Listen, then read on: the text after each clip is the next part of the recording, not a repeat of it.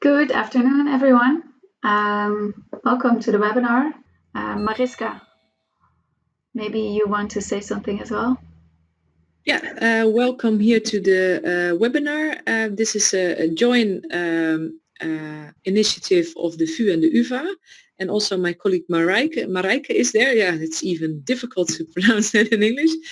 And then every Wednesday we are organizing a webinar, and we are very happy, Fam, that you are willing to start with this webinar. And maybe Marijke from the VU, maybe you can also say something or add something. Well, till so far we had a meeting where there were questions, and now somebody is taking it over with the webinar. So I hope it's a nice webinar and that we learn a lot from you, Pam. I hope so too. Yeah, okay, let's start. So if you don't feel comfortable with the webcam on, you can just close it. Although I like to see some faces as well, of course, makes it a bit more interactive and similar to a teaching environment. So welcome to this interactive webinar. Well, I say interactive webinar because I hope you will interact a bit with me as well. It will not just be me talking. And we will be talking about interactive teaching in Zoom. So we are already in Zoom, and I'll show you some of the functionalities that you can use in tutorials or lectures with your students. So the first thing that I'm going to do is I'm going to share my screen with you. So I'm going to share my PowerPoint. So you should be able to see the PowerPoint right now. And let me close this. So this is what I want to be talking about today. I want to talk a bit about synchronous and asynchronous teaching, why we can use synchronous teaching in Zoom, some important things to consider. I'll be talking about interactive teaching techniques in Zoom, some teaching tips, and how to communicate with your students. So for you, if you have any questions in between, you can ask them through chat. And I think, Mariska, you will also have a look at the chat and tell me when I have to answer a specific question. And that is immediately also a tip for your teaching, especially if you're teaching large-scale groups, for example, a lecture, and you're using Zoom, and students have questions, then it's really important there's someone to assist you, because it's very hard to keep an eye on the chat and your slides and everything that you want to discuss. So it's always nice if someone can assist you. So Mariska, I hope today you can assist me with the chat. Yes, I will. Thank you. And so ask any questions you have in between, or maybe you want to share your experiences or best practices with the group. I think that's really helpful for everyone. And please interrupt me if I'm going too fast or if it's not clear what I'm explaining. So I wanted to start a bit about the difference between asynchronous and synchronous teaching. So synchronous teaching basically means a live stream, real-time teaching, and asynchronous means students learn the content in their own pace, their own time. So they work on assignments and group work, etc., in their own time. And you don't have that real-time interaction with your students, but most online courses or remote courses are actually asynchronous. And what we've been doing up until now, just to salvage the semester, is basically also try to teach synchronously online. But it's important to know that that regular remote courses are actually often taught asynchronous. And that's important to keep in mind when you're redesigning your course, especially for the next semester starting September. So synchronous teaching is real-time interaction with your students. It's really important for a feeling of community. You can engage with your students. And then it's also important in these times because we're all, maybe feeling a bit more lonely since we're all staying at home. And especially also students, they don't see their friends, etc. So it's really good that we incorporate this synchronous teaching or online teaching, for example, through Zoom in our teaching as well.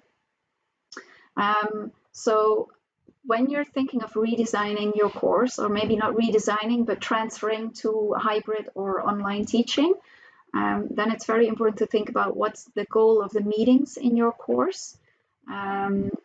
So what do you want to establish with those meetings? And do you really need the synchronous teaching for every normal meeting that you are using right now? So is it important to do a actual copy-paste, or can you maybe change the course a little bit, have shorter tutorials, less tutorials, and more homework for students, for example? So this is really important to think about before you start copying your course from a on-campus course to an online course. So the synchronous teaching at this moment is really important to stay in touch with students, and also for the interaction, because there's no physical teaching. So you have the student contact, student-student contact, and the teacher-student contact that you can establish with, for example, Zoom.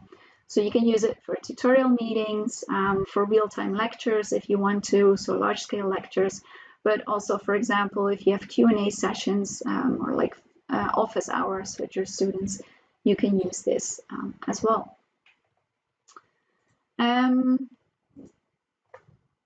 So there are some things that you really need to consider when teaching online. And the first thing is, if you're teaching international students, that, well, some of the students might be living in different time zones. So you have to think about a time slot, and is it actually possible for all students to be present in your online synchronous meeting? And if not, maybe you need to set up 2 meetings on different time slots, or maybe record your meeting so that students that are not able to attend because they're sleeping, for example, because it's the middle of the night, that they can actually rewatch your meeting. If you're going to do that, though, it's very important to inform students about the fact that you're recording this, and make sure that it's that privacy is warranted. So you don't just share that material and only in a safe environment like on Canvas. Second thing is that students or you might have technical problems or internet problems. So you have to take that into account. So if, you, for example, your meetings are mandatory and a student has Wi-Fi problems, yeah, well, what are you going to do? So you have to think about that beforehand as well. And it could also be that there's like no quiet place for teaching. For example, if you're living with your family, if you have children running around. I have cats that sometimes make some noise as well, but that's not that big of a problem. But you have to think about that as well. And also for students, maybe they don't have a quiet place to attend class. And that's especially important, again, for students and mandatory classes. So when you decide to teach online, there's some things that you really need to consider beforehand, and write something, for example, about it on Canvas or in the student manual as well. There is a question in the chat. Yes. And the question is, how do you make sure that students will not record your session? And is the host only be able to record it, or everybody? Yeah, that's a very good question. And as far as I know, the settings for Zoom at UvA, I'm not sure about VU, but at UvA are set in such a way that participants cannot record the meeting. So only as a host you can actually record it. Of course, students could have different software that they use to record what's happening on the screen. So you have to, well, you're not 100% sure that they're not doing that, but you have to talk to students about it beforehand and tell them they're not allowed to record. So you're not actually giving permission to them to record the meeting. But it's not possible for them to use Zoom to record the meeting. Those settings have been disabled, I'm sorry, yeah. And in a later moment, I'll actually go through the settings so you can actually see what you can change yourself in Zoom to use certain functionalities. So interactive teaching in Zoom, one of the things that we're doing right now is that I'm sharing my screen. So that's one of the things that you can do. I'll go through some of the things that you can use. So first of all, the webcam. So you can see me right now. I can see some of you as well. And that really helps in engaging students. If they see you move around, if they see your facial expressions, that fosters a feeling of engagement and maybe also bonding for first-year students and interaction. So that's already a really nice thing about Zoom, of course. One of the things that you could use is a poll. Now, at this moment in this Zoom session, the poll is not enabled. I'll show you later in settings how you can actually do that. And you can also use other tools. Maybe you've already worked with Mentimeter or Kahoot, where you share a link and students answer questions. So you can use it as an icebreaker, for example, when you start up a new course and you have to get to know your students. You can use that as an icebreaker and ask some questions. And it also makes it a bit more interactive.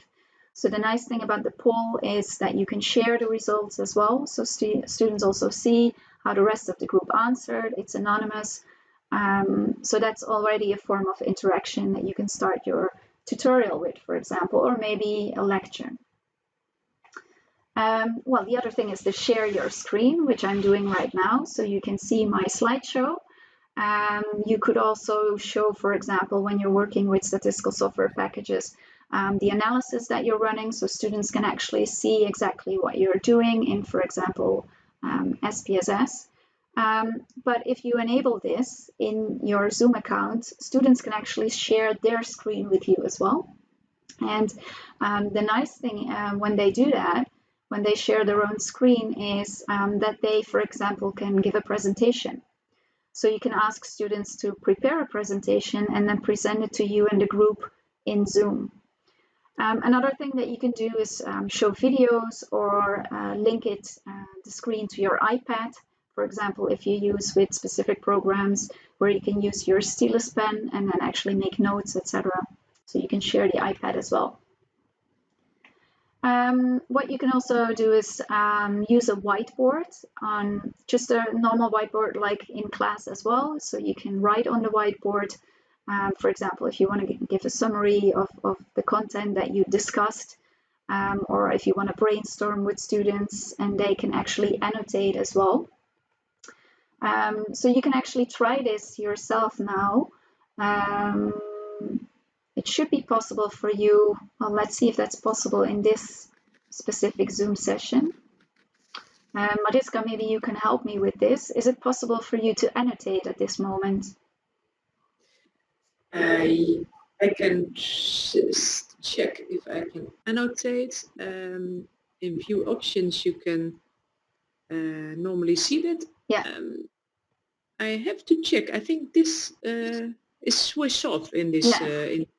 Yeah, normally if you go to view options, you can find annotate. Yeah. And then everybody can annotate things. So that's quite funny because then you can really write and type. Yeah. And then you see that if you your settings are not completely up to date, you see that some of the functionalities are not possible. So you always have to check that your functionalities are on. Yes, so that's what I'm going to show you in a couple of minutes, how to set these settings. We're in a Zoom meeting right now that don't have these settings. So then you see how important that is. I will share then the whiteboard now. So now you can see the whiteboard and I can actually draw on the whiteboard. I can use a spotlight or an arrow saying this is very important. And I can also enter text. So this is how you use the whiteboard. And if annotation is enabled, that means that students can actually write on the whiteboard as well if they want to. Let's go back to the slides. And you can see that it's fairly easy for me to just switch between screens. Later on, I will also show you an online screen, an internet screen, etc. No, okay, the work with annotations. Okay, so we have to enable that in settings. And then the really nice thing about Zoom is that you can work with breakout rooms, which means that in a session, and we'll practice with that later on as well, you can divide your students in smaller groups, and they go to their own Zoom environment, and in there they can work with each other, they can discuss an assignment you gave them, they can share their screen, and I will also show you something about collaborating in Canvas with Google Docs, for example. So this is really nice. So when you work with these breakout rooms, it means that what you would normally do in a physical on-campus tutorial where you ask students to just work on an assignment for 10 or 15 minutes, they can do that in Zoom as well and then come back to the main session when they're finished and, for example, present what they did. And you can also visit them in their rooms. So you can check on them, see like if they're working on the assignment or if they have any questions. And they can even ask you to come and join them in their room if they have a specific question. So this really helps with the interaction. So students can actually interact with each other. So this is something that's really nice for tutorial meetings. Maybe a bit less for lectures, depending on what you want to discuss during your large-scale lectures. But other than that, it's really nice to use this in tutorial meetings. Okay, I'm gonna stop this share now, and I'm gonna look to my right because that's where my big screen is. So I'm still interested in you, but I have to quickly look at the right, and I want to show you the settings in Zoom. So I'm gonna log in for that.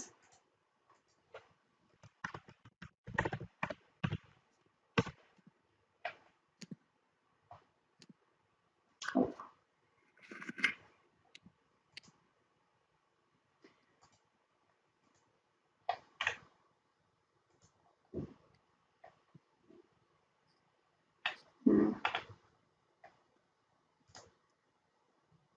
Well, there seems to be a problem. Mariska, I have the same problem now.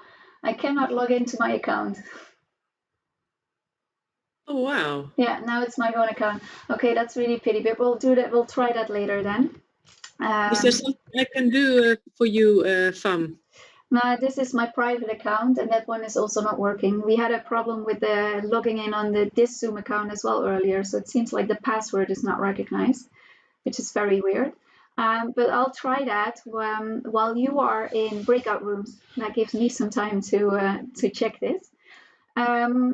So what I'm going to do now is I'm going to divide you in breakout rooms. So we are with 24 people, so 22 without Mariska and me. And maybe in those breakout rooms, I'll give you a couple of minutes to discuss with each other your experience with teaching in Zoom, and if you maybe have some examples for your colleagues or some best practices. And then if you have a specific question, you can also ask for help. You will see a button, ask for help, so you can use that. And you will also see an announcement when the session is over, and then you have 1 minute to come back to the main session again.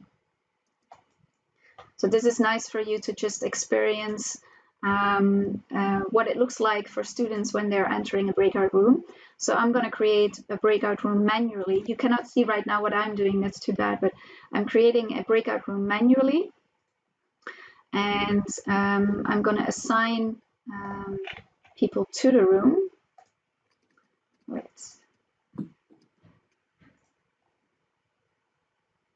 Let me see.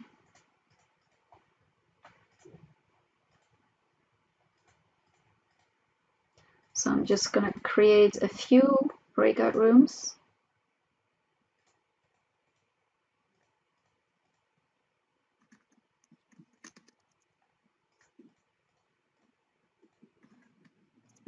And you will get a message when you have to leave the breakout room again, or it will be done automatically. So you automatically return to the main room. So now you're going to be transferred to the breakout room.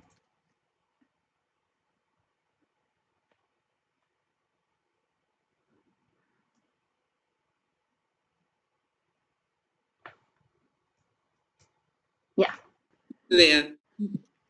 Hello, welcome back to the meeting. I hope you had a nice discussion in the breakout room. Yes, I see Paul nodding.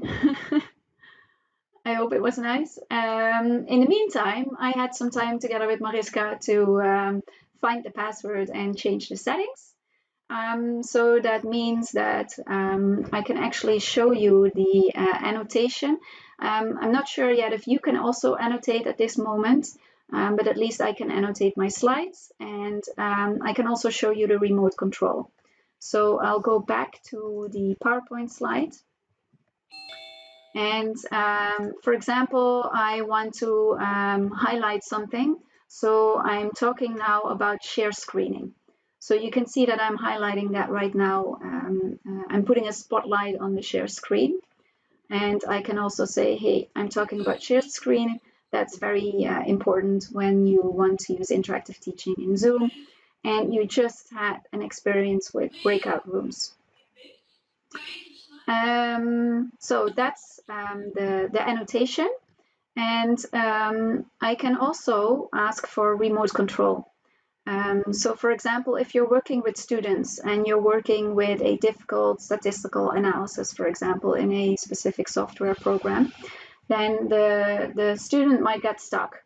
And normally in an on-campus tutorial, that means that you just check the computer, you check what the student is doing, and you help him or her.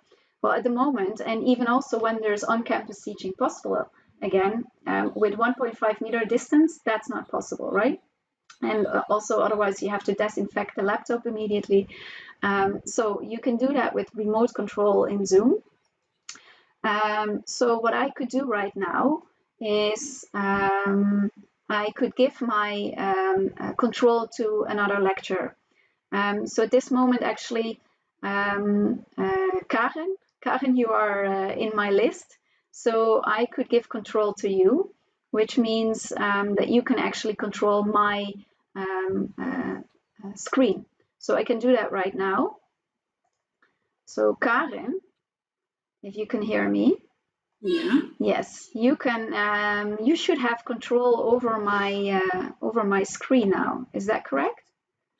Yeah, it says I'm controlling your screen. Yes. So maybe if you click on it, you could actually go to a new slide. By pressing enter? No. Yes, there we go. So I'm not doing anything. My hands are in the air. So Karen is now controlling my screen and taking over this webinar. So you can do this with students as well. It's important though, and that's what I'm going to show you now. So I'm going to stop the remote control now. So now I'm back in charge of the screen. And the important thing is that in your settings, you allow for remote control, but the students that you work with have to do this as well. So I want to show you the settings in Zoom. So I'm sharing with you right now the Zoom settings screen. And so is it correct that you can see that right now? Because I switched in between two screens right now. No, you can't see it, right? I actually saw it, and then we saw this nice trees. Yes, I switched between screens. That's correct. So here we go. Can you see it now? Still not? Yeah. Now you see it, right? Yes. Okay, so when you log in on zoom.us with your UVA credentials, then you go to settings, and then it's important to have a look at the settings for the meetings. So you have basic settings that are important. For example, that someone can join before the host does. Normally when you're inviting, when you're creating a Zoom invitation, you can set this as well. So these are actually things that you can also do when you're creating the invitations. But what I want to show you is what you can do in the meetings. So you want chat to be on. Private chat means that, for example, you can now privately chat with each other as well. You just select the webinar participant that you want to chat with, and then none of us can see what you're talking about. You can disable this if you don't want students to talk one-on-one. However, on the other hand, you might want to talk to one particular student to assist that student, for example. In this account, chats are auto-saved. So this is the TLC account. You can also turn this off if you don't want it to be auto-saved, also in terms of privacy. Play a sound when someone leaves or joins. You only want this to be heard by you as a host and not by everyone, because that's very annoying. And you can also turn this off if you don't want to hear it at all. File transfer is really nice. So in the chat, you can actually share files, like a PDF of an article, for example. Well, you can make someone co-host. Very nice if you're working with an assistant who's helping you with a chat, for example. Well, the polls, I've been talking about that. They're turned on right now. They're enabled. So you can use that in your meetings as well. Screen sharing. So at this moment, in this specific meeting, only I can share my screen. So that means that you cannot share your screen. If you want to work with students, then you would actually say all participants can share their screen. For example, if you want them to present something, then it's very useful. So then you want to set this to all participants. And then you have to say that only the host can start sharing when someone else is sharing, because otherwise a student would start sharing his screen when you are in the middle of your PowerPoint presentation, for example. Then the annotation, that's what I was talking about earlier, where I can show or type some text, for example, in the slides. The whiteboard I showed you as well. And then you want the remote control enabled as well. There's something about non-verbal feedback. You can do that by raising your thumb, for example, or raising a hand if you have a question. That's enabled now as well. Sometimes you remove a participant, for example, because it's someone who is not part of your group. Then you can decide yourself if you want to enable them to be able to join again or not. In the beginning, I talked about renaming yourself, so you can enable that as well. So these are actually, so there's some advanced settings that you can set as well. But these are the basic settings that you want to set. And then, of course, you want the breakout rooms. These are really, really useful for tutorial meetings. And don't select the remote support in the advanced settings, because if you select this one, the breakout rooms are not possible anymore. So you need the remote support that I showed you first. And while these are actually settings that are not that important for your basic tutorial meetings. Virtual background, for example, Mariska today has a virtual background. Not all laptops support this. But if you don't want your students to have all these different backgrounds, then you enable or disable this as well. Yeah, this is now, for example, I'm now in a very nice island. Yes, very tropical. Yeah, and my laptop, for example, doesn't enable this. So for me, it's not possible, but you can try this out yourself. It's fun, but you have to make sure it really works, and it should not be distracting. If you're teaching, and also for you as a teacher, it should not be distracting. So some of these virtual backgrounds are actually moving, like the island that Mariska was on, where you see the palm tree moving, and then that might be distracting. So think about it before you use it. You can find it if you're looking in your screen. Next to stop video, there is like this driehoekje. If you click on that, then you can change your virtual background. Yeah. And then Paul is already experimenting with it. Now you're very white, your background, Paul. No, I tried to do a non-distracting one. Ah, yeah. But it failed. Oh, it's very white. Yes, I can see it now. But it's not distracting. So let me stop this. So now we're back in the main room. I see something in the chat. Oh, Yeah, you already answered that question, so no worries. Yeah. Yes.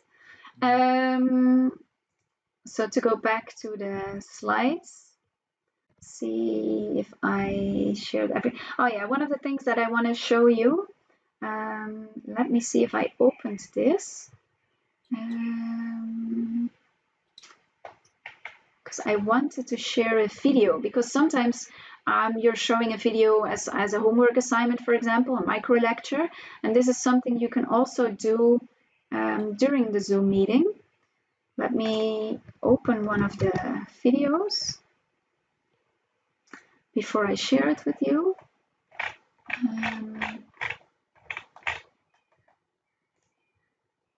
And then it's important that you also set the settings for the sound.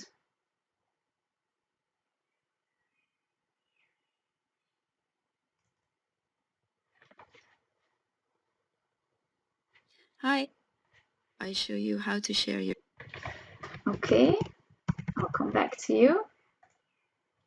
And I will now share this. So this is something you cannot see right now because I cannot show you what I'm doing in Zoom, but it will be on the recording of this webinar. If you want to share a video, you need to share, select the little box Share Computer Sound. And I also click on Optimize Screen Sharing for Video Clip. So let's see if this works. I hope you can actually hear and see the video. So you should be able to see a screen now, a black screen that says Van de Poel. Mariska, is that correct? I can't hear Mariska. Your iPad or iPhone screen while you're in a Zoom meeting on your desktop or laptop. You click on Share Screen and select iPhone/iPad. Share. Now you see this message. Now it was very quiet in my Zoom, but did you see and hear the video? Yeah, yes? It was hearable and seeable. Perfect. So that was one of the, yes, and I see some thumbs up. So some of you are using the reactions button, great. Yeah, so you can share videos as well. For example, if you just want students to focus on something and then discuss that with them afterwards. Sometimes you do that in your teaching. You want to use a certain YouTube video, for example, then you can do that in Zoom as well. Arna says it was unclear for you, the video. And Marijke, you didn't see it, but you heard the video. Yeah, then it's important to, so there's two things. The first thing is that sometimes the internet connection is not stable enough. So you will also see that in Zoom that sometimes you see screens freezing, for example, and that basically means that either your or the student's internet connection is not strong enough. So that happens and there's not much that you can do about it. If you did not see the video, that might be because your settings in Zoom are different. So you are set to not seeing the shared screen, but you're set to seeing the webcam images. So sometimes you have to minimize that and maximize again the shared screen. The audio I actually don't really know because Anna, you said you didn't see. Oh, it was unclear. Yeah, that could be the internet connection when it's unclear, and especially when there's more people in a meeting and many people are using webcam, that's taking up a lot of bandwidth, and then it might not work. So if you have large groups, then maybe don't use the video setting or ask everyone to close their webcam. That's also very important in terms of bandwidth. If you have a lecture, for example, to not have all students open their webcam. And otherwise, it's also good to just try this beforehand or have something else that you could do instead. You can also just share a link with students and tell them, go watch the video and come back in 10 minutes or in 5 minutes, and then we'll discuss it. That's, of course, also possible.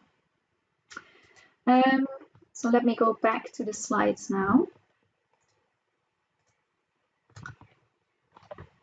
So now you should be able to see the full slide, because if you're not seeing the full slide on your screen right now, that means you're your settings are towards seeing the webcams and not so the participants and not the slides. So I wanted to give some teaching tips. And the first one is that normally we're used to 2 times 45-minute tutorial meetings. And if you want to, you can also shorten this. So sometimes it might actually be too long. For now, you know, it has been okay. But if you imagine that this is what you're going to be doing for at least the first semester next year, and you have many tutorials, it's exhausting for yourself, and also it could be exhausting for your students. It also depends a bit on your content. So you can actually change this as well. So you can transfer some of the tutorial content to homework assignments, for example. So this is then part of the asynchronous teaching. And one of the examples that I wanted to show you is, for example, to distribute micro lectures or maybe a pre-recorded video about the content of your tutorial and combine that with a feedback fruits quiz. And you can do that, you can assign that as homework. And then during the tutorial, you need less time. You can just check with your students whether they understood the content that was discussed in the video. And you can elaborate on that, but you don't need all the tutorial time to do that because you transferred some of it to the pre-recorded video. So for that, I will share, let me check that I'm doing it correctly, my internet again. And this is one of the courses that I will be teaching in June. And for my students, I created some homework assignments. So I will first show you one of those assignments, and that is a micro lecture. So I created an assignment, a homework assignment. The students have to watch a micro lecture about mediation. So what exactly is a mediated relationship? So normally I would actually discuss this in class. Now I want them to watch that video, and then I can answer their questions about mediation in class and show them some immediate examples of mediation. So I don't need the full tutorial anymore. So this is what it looks like. I created an assignment in Canvas, and it's loading right now. Yes. And for this video that I'm going to show you, you cannot hear the sound probably. But that's not the problem, it's more the idea that I want to show you. So you can see that 7 out of 94 students started viewing this video, and 25% have an average number of correct practice questions. Now these practice questions, that's what I wanted to talk about. So I created a video, and in this video I added at certain time points questions. So for example, a question where they have to summarize what I've discussed until then, or a multiple choice question to see if they actually understood what I discussed in the video. And they can only watch the full video if they answer those questions in between. So I also, you can see that here, I get the percentage of correct practice questions, and I can also download this report and see how students actually performed. So that also gives me some information about how they are doing, what information is clear to them and what information is not clear to them. And that's what I can focus on in the tutorial. So this is what it looks like. You can see the video starting. And what you can see here are these little time slots. And these are actually the questions. So there's a direct relationship between the... So here you see one of the questions, what does explained by mean? And this is a multiple choice question with 2 correct answers. And you can see that a student answers the question and correctly checked the first box, but did not find or did not check the 3rd box, while this one was correct as well. So that means I need to explain a bit more about this in the tutorial. So this is one of the ways of combining asynchronous and synchronous teaching.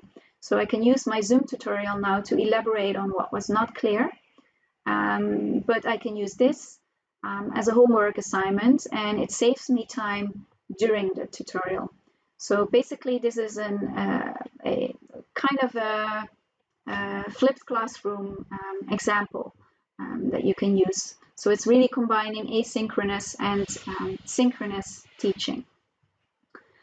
And the nice thing though is this was actually my first time working with feedback fruits. And if you go to Canvas, create an assignment, say it's a peer feedback assignment, and enter an external tool, you can choose for video with feedback fruits or peer feedback. And as soon as you enter the feedback fruit environment, there's a pop-up with a chat. So someone is asking you if you need any help. They have 24/7, but daily full day Zoom sessions where you can just click on a link and there's an assistant available in Zoom. So they immediately help you with setting this up. So that's very nice as well. So it's very easy to actually incorporate this in your teaching. Yes. For this tool you need feedback fruits. Yes. Marijke, is feedback fruits also available in the VU? Yes, all teachers of the VU can use feedback fruits. Yes, it's available.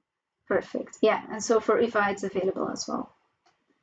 One other thing that I wanted to show is, so this is the feedback fruits. One other thing that you can do if you want your students to really cooperate, to collaborate, not cooperate, but to collaborate, to work together. So this is the course, you can see all the students.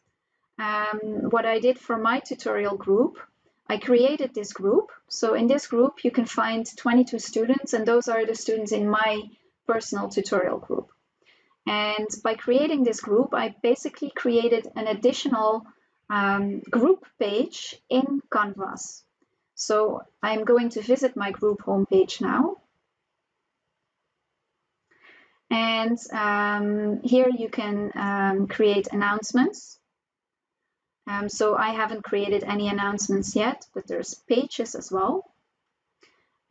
So I created a page here, for example. So a welcome page with some instructions of what students have to do and an introduction video. But the nice thing that you can use together with Zoom is the collaborations tool. And in the collaborations tool, you can start a collaboration in a Google Doc. And I just created a Google Doc to introduce yourself. So you should be able to see this now. Here you can see that in this Google Doc, all students in the group, I added all students can work together. So I introduced myself here, and then some students introduced themselves as well. I asked them all before the course starts to introduce themselves here, so that's not going to take up a lot of time in Zoom. But the nice thing is, if you start a new collaboration, so you're working with Google Docs, you can use this in Zoom as well. So for example, I'm creating a Google Doc for group 1, right? So I'm gonna insert some students. So these 5 students have to work on a group assignment during a tutorial.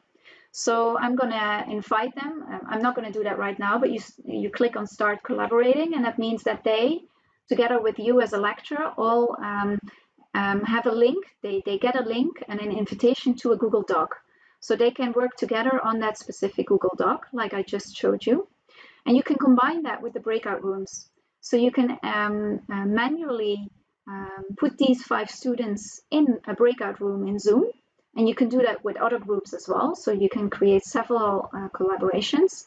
And you can, in the Google Doc, for example, give them an assignment. So in that Google Doc, you can write, you have to work on a presentation about the theory of planned behavior. And you have to present this within 20 minutes. So you have to work for 20 minutes on this assignment now. And then they can work in this Google Doc on that assignment. And of course, you can come up with different ideas as well. So in this, you can actually, again, combine Canvas with Zoom, and you have some interactive teaching that you would normally do in an on-campus tutorial. Let me go back to the slides. So this is how you can shorten, so some examples about how you can shorten tutorials or how you can make it more interactive. I would also say start a bit earlier, open your Zoom meetings a bit earlier for students with questions or technical problems, if time allows for you, of course. And I think the expectation management is very important for students. And of course, by now they also know this.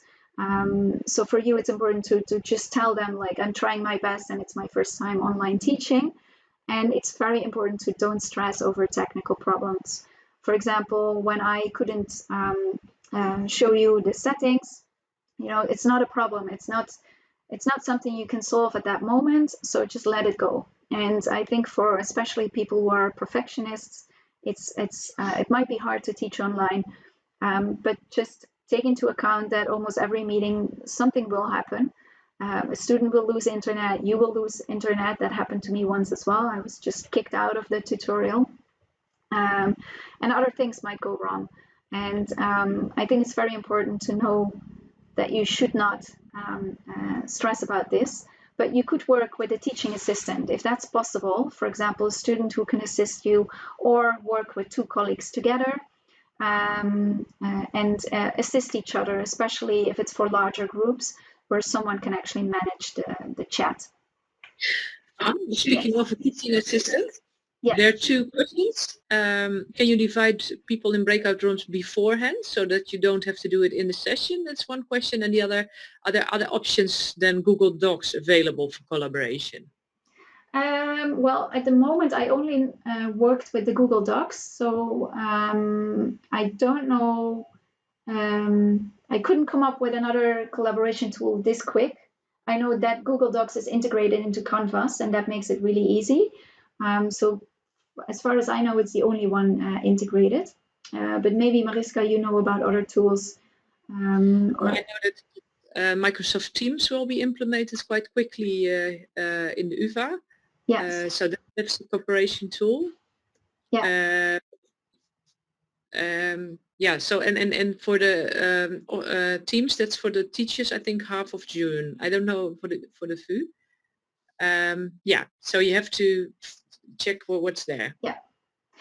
And in well, terms there is also a possibility to give peer feedback on assignments. So yeah, that's also an option where students can collaborate. Yes, and that you can also do with feedback fruits. Yeah.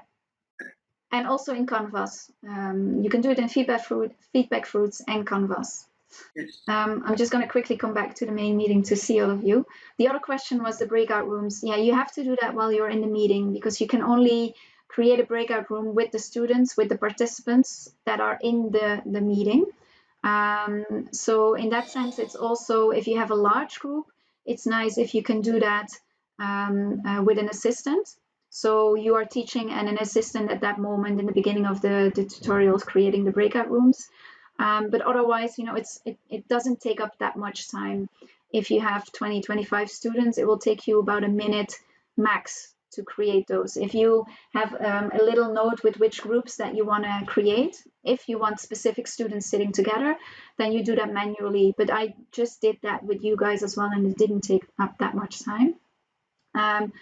And if you don't care about the composition of the groups, then you can just do it automatically. You just click automatically in Zoom, and then it just divides everyone. But if you do it automatically, it means you are going to be assigned to a group as well. So for example, now Mariska was here, Marijke is here, and I am here. And if I didn't want us to be assigned to a group, then automatic assignment is not the way to go. Then you do it manually. But it feels long for you, but it's not that long. It really takes up not more than a minute. And then there was another question. I saw a few questions. Oh, no. No. Oh, no, this is still about Teams. Yeah, so we still have to wait to see if Teams is also integrated in Canvas and how to use it. But the collaboration with Google Docs is really, really easy to set up in Canvas. And I have to say, Feedback Fruits is really easy to set up in Canvas as well, and they have an amazing support team there that really helps you immediately. So if you're going to do it now, then probably, well, maybe not after 5, but someone will be available tomorrow. No, not tomorrow either, but on Monday then. Yes. I see a question from Roel. Okay, yeah, Roel, or maybe you're right. The host is not assigned to the breakout rooms. Yeah, so you create. I did that this morning, so I can testify that that does work fine. If you assign them automatically, that works perfectly. Yeah, but you have to be the host then to not be assigned. Because otherwise, if there's someone in your meeting that's assisting you but not a host, that person will be assigned. So that's then something to take into account. But yes, you're right. Yeah, if I also was not assigned. If I create a breakout room automatically now, I will not be in it. Yes. The last thing on the last slide was something about communication. I just wanted to say that I think it's very important to be very transparent to your students. Even also if it's your first time online teaching, students know that this is not something that we anticipated, just like they did not anticipate this. I heard this from fellow colleagues as well. If you're just open about it, that you are also maybe not aware of all the technical functionalities, and it's your first time, that students can actually appreciate that, and that they cooperate with you as well, and they understand if something's going wrong. And I think communication on another aspect is also really important now, because students are feeling alone as well, and they're not among their friends, and they're used to seeing their friends on campus, and they have to miss out on that now as well. And it might be really nice to just check in on them, either through a Zoom session, for example, but also just through email, etc. So if you're designing your course, don't only think about how do I have to do this online and how do I have to teach online, but also how do I stay in touch with my students. I think that's a really important goal of our teaching right now. That normally we don't think about that much, but it's very important right now. So I see it's already 5 o'clock. I had the opportunity to show you everything that I wanted to show you. Some of you already have to leave. Thanks for being here. And for those of you who still have questions, you can just ask questions, or maybe you want to share something about your personal teaching experiences or best practices.